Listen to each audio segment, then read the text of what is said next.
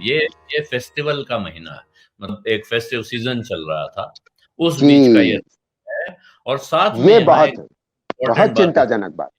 कि हम्म। जो consumer durables and consumer non durables output, यानी जी फास्ट मूविंग कंज्यूमर गुड्स का जो इंडिकेटर है, वो भी जी। नेगेटिव में थोड़ा बहुत नहीं है।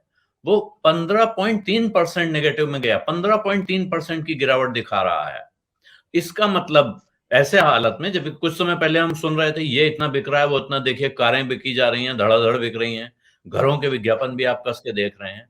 ऐसे में कह रहे हैं कि वीक कंजम्पशन डिमांड खास तौर पे गांव के इलाकों में दिख रही है। बिल्कुल। ये आलोक जी, जो आपने पहले आलोक कहा। जी, मैं बहुत अच्छी बात आपने कही, और आपने मेरा ध्यान इस पे आकर्षित किया। मैं आपका धन्यवाद करना चाहता हूं। देखिए, वीक रूरल डिमांड का एक बहुत बड़ा कारण ये है कि जो पलायन शहर से करके लोग वापस अपने अपने गांव गए 2020 में और 2021 में भी गए, ये लोगों को मालूम नहीं है।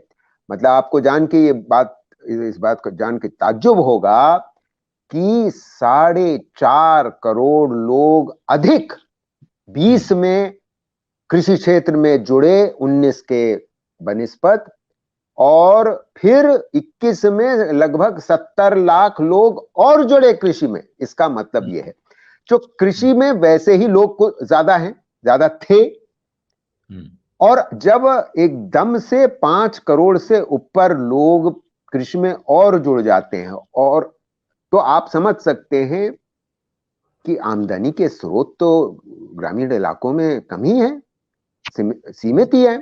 तो वैसी स्थिति में अगर रोजगार दर गिरी होगी, या और, और बेरोजगारी बढ़ी होगी, तो इसमें क्या ताज्जुब है कि जो आप डिमांड कह रहे हैं कम हुई, वो कम हुई, और जिसकी वजह से इंडस्ट्रियल प्रोडक्शन आपको गिरता हुआ दिखाई दे रहा है। और इसी संदर्भ में मैं आपको ये भी आपके श्रोताओं को बता दूं कि मैन्युफैक्चरिंग में जो रोजगार था, वो मोदी जी के आने के बाद वो कम हुआ है, और उसमें बहुत कम बढ़ोतरी पिछले 1.5-2 साल में हुई है, जिसकी वजह से आज भी मैन्युफैक्चरिंग में रोजगार का स्तर वही है जो 7-8 साल पहले था। अब आप सोच लीजिए। तो अब ऐसी स्थिति में भाई जनसंख्या तो बढ़ ही रही है ना, तो ऐसी स्थिति में अगर रूरल डिस्ट्रेस है, अर्बन डिस्ट्रेस है, तो आप क्यों उम्मीद कर रहे हैं कि कंज्यूमर सेंटिमेंट बढ़ा हुआ होगा? और और लोग, चाहे दिवाली रही हो, दशहरा, वो जो फेस्टिव सीजन था, आप कह रहे हैं कि उस दौरान ये आउटपुट में कमी आई है, तो डिमांड की कमी के कारण मैंने आपको बता दिए, कारण ही मैं समझा रहा था ये।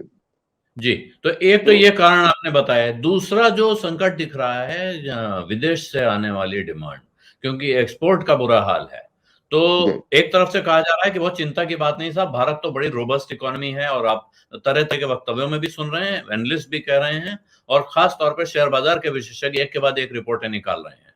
आरबीआई भी कह रहा है कि बड़ा रेजिलियंट इकोनॉमी है, चिंता की कोई बात नहीं है। लेकिन साथ में आरबीआई ने हालांकि ये बात कही है कि हम चैन से सो नहीं सकते हैं, हमको लगातार हालात पे नजर रखनी है। इसके बावजूद क्या ये कह सकते हैं कि अब हम जो पहले एक तरफ हम एक वक्त एंजॉय करते थे कि हम लोग तो आइसोलेटेड हैं, डिटैच्ड हैं, डीकपल्ड हैं, हमको कोई खास फर्क नहीं, दुनिया तबाह होती रहे, अपने को फर्क नहीं पड़ता। आज की तारीख में क्या ये अफोर्ड कर सकते हैं हम या हमारी सरकार कि दुनिया भर में मंदी हो, चिंता की बात नहीं, भारत में तो बड़ा भारी अपना बाजार है, हम लोग इनवर्ड लुकिंग इकोनॉमी है, चिंता करने की बात नहीं है।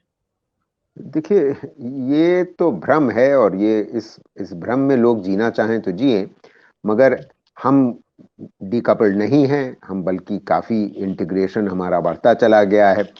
और अगर इंटीग्रेशन न बढ़ा होता तो हमारी विकास दर भी न इस तरीके से बढ़ी होती। और हम जो ये बार बार हमारी सरकार ये हमको बताती रहती है कि हम 5वीं बड़ी अर्थव्यवस्था बन गए दुनिया में, कि हम फास्टेस्ट ग्रोइंग लार्ज इकोनॉमी हैं, तो भाई ये इसका कुछ कारण तो हमारा डोमेस्टिक डिमांड है, मगर उसका एक कारण हमारा एक्सपोर्ट्स भी था, और इसमें कोई दो राय नहीं है।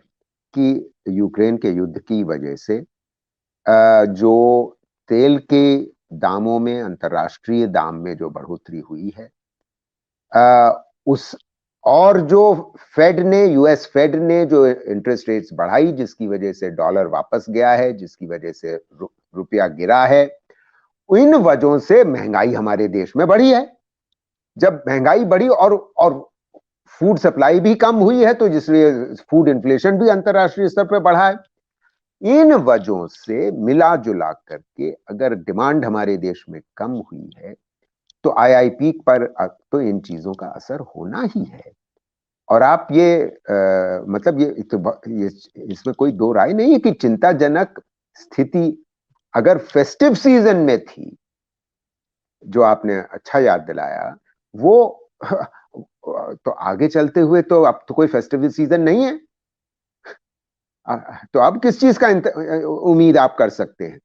तो ये स्थिति उतनी रोबस्ट नहीं है। ये बात सही है कि हमारे फॉरेन एक्सचेंज रिजर्व्स पुख्ता हैं, काफी ठीक हैं, हालांकि कम हुए हैं, मगर फॉरेन एक्सचेंज रिजर्व्स के अलावा फंडामेंटल्स में कमजोरी है, इसमें कोई दो राय है नहीं। इन्हीं वजहों से, और जो अंतर्राष्ट्रीय माहौल है, वर्ल्ड बैंक कह रहा है, आईएमएफ कह रहा है कि अंतर्राष्ट्रीय स्तर पे ग्रोथ रेट सारे दुनिया भर में कम होगी 22 के बनिस्पत 23 में, और 23 के बनिस्पत 24 में और कम होगी।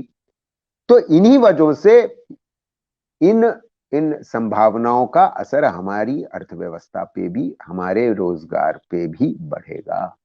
सत्य हिंदी का ऐप डाउनलोड करें गूगल प्ले स्टोर पर।